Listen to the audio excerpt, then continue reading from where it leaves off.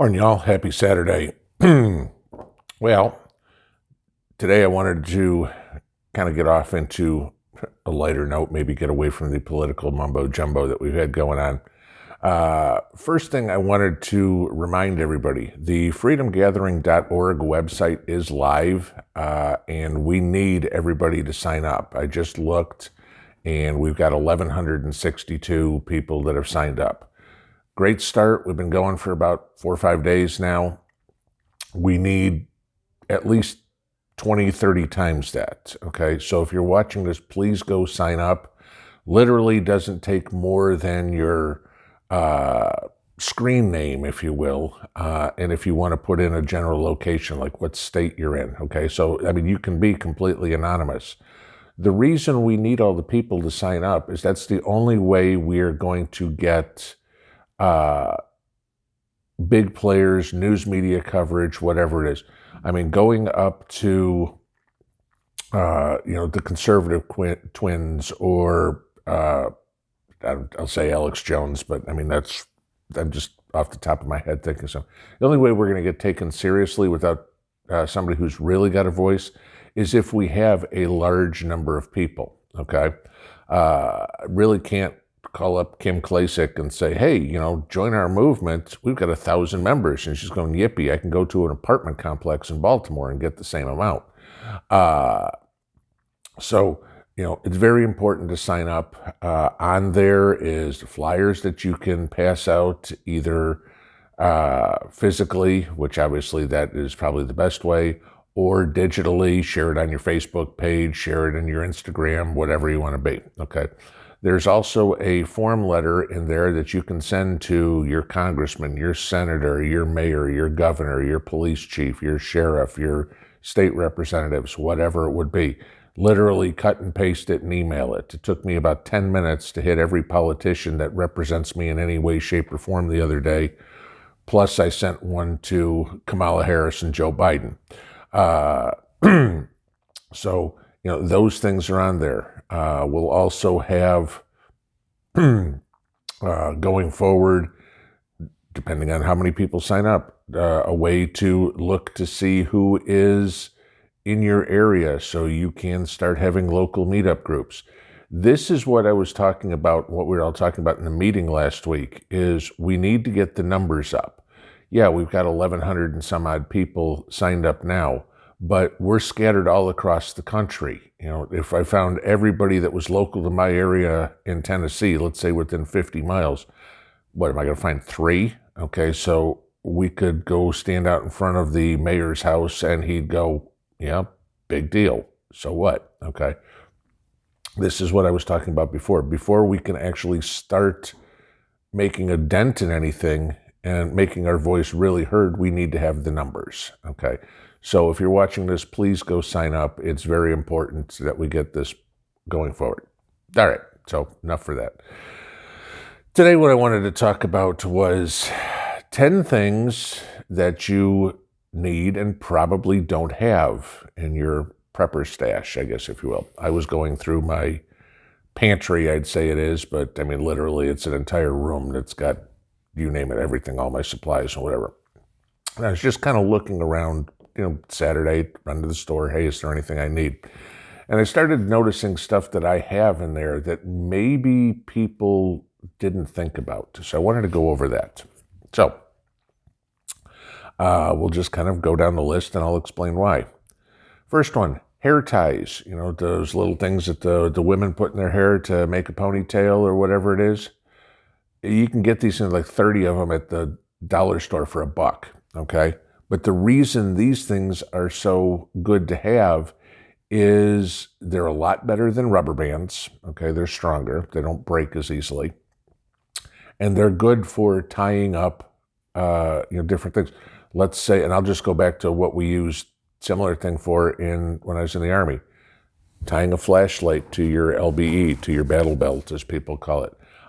You want to wrap up a poncho or trash bags or something to put on your battle belt, or just to wrap them up as a whole. Sure, you could use zip ties And then every time you want to get the trash bag out, your poncho out, you've got to cut the zip tie, which means, of course, you've got to know where a knife is that you can get under. Hope you don't break cut your poncho or whatever.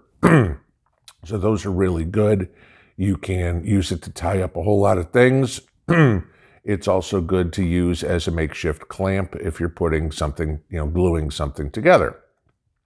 Which brings me to my second item, wood glue. We probably all have super glue in our stash, but super glue doesn't work on wood. And in a SHTF situation, you're probably not going to be building things that you need out of plastic or any sort of man-made material. You're going to be, okay, I need to fix the leg on this chair, and the only material for you is tree limbs or whatever. So, wood glue is something that's going to be very important to have. Third one, athlete's foot powder. Okay, now if you're bugging out and you're walking, okay, you will be absolutely miserable if you have athlete's foot. Okay, foot powder, athlete's foot spray, Tinactin, whatever brand, I really don't care, is very important because you're done if your feet aren't taken care of. Your feet are probably the most important thing to take care of as you go. I mean, like I said, you joke about some of these commercials that you see on TV with the, I can't remember what it was for, but the military guy, this is for you, no, this is for me. Okay, if you notice, one of the first things he threw out was foot powder. Foot powder is very important to have. Okay. Number 4, something like a Gold Bond powder. All right. And the reason I say this is you are going to chafe when you are walking. You are going to get wet. Hygiene is not going to be as good as what it is now. You're not going to be able to shower anytime you want, shower every day.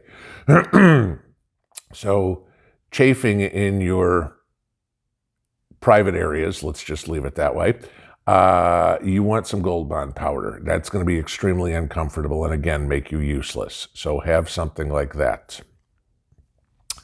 Chalk, like the kids use, draw, little 5-year-old drawing on the sidewalk. Have a box of chalk. Again, something that you can buy at the dollar store for $1.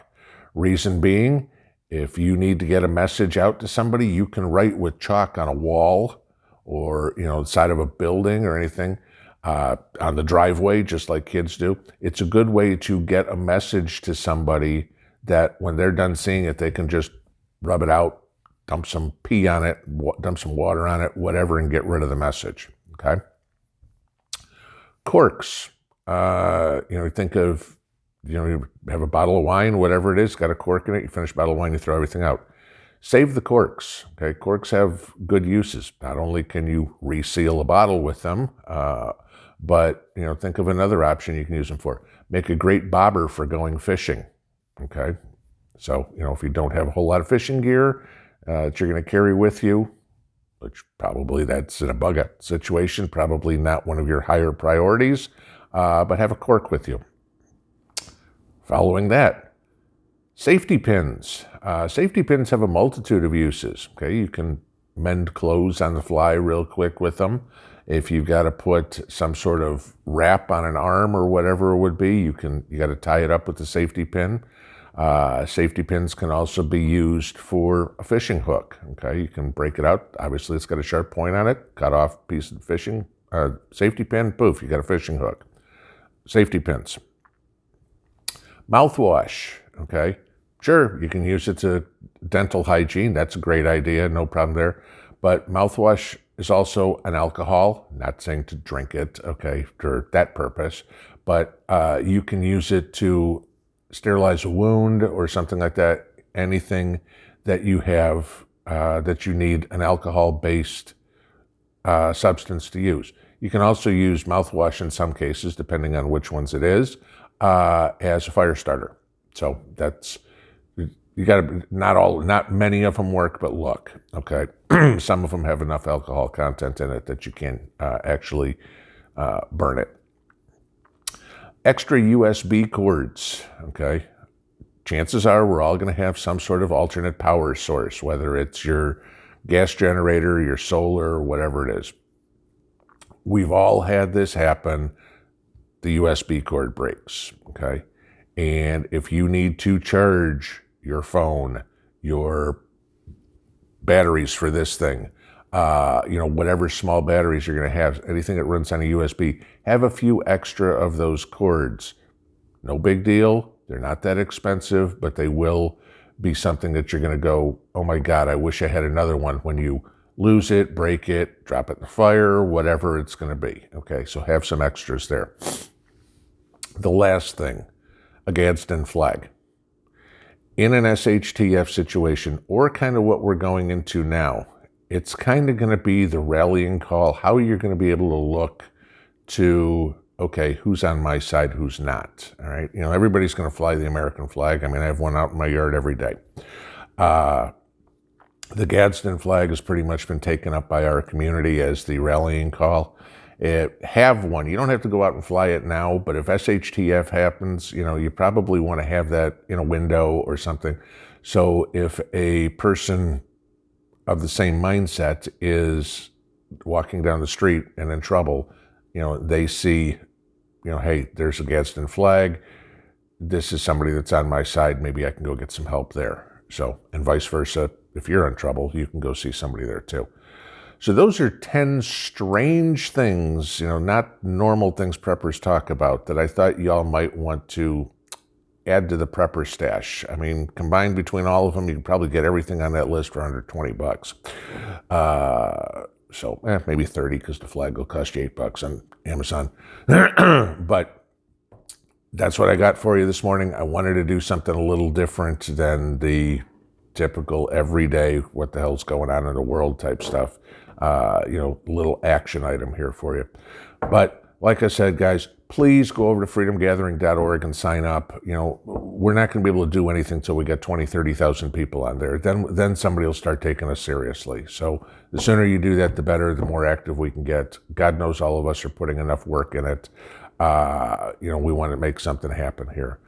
As I've said many times, I'd rather go down saying I did something than say, oh, I wish I would have done something.